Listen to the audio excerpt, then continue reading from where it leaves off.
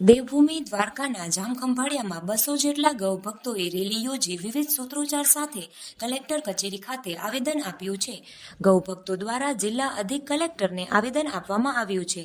જિલ્લામાં મોટે પાયે ગૌચરની જમીન પર થયેલા દબાણો દૂર કરવાની માંગ સાથે રજૂઆત કરવામાં આવી છે.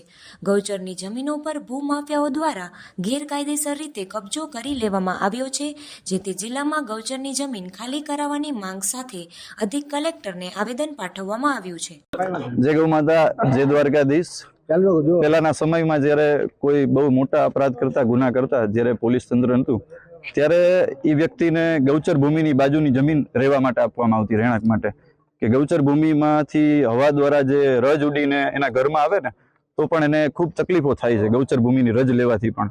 તો અત્યારે તો ગૌચર ભૂમિ ઉપર દબાણો થઈ ગયા છે, મકાનો બની ગયા છે, પોતાની ફેક્ટરીઓ બની ગઈ છે, વાડીઓ બની ગઈ છે, ઘર બની ગયા છે. તો આ બધા દબાણો દૂર કરવામાં આવે.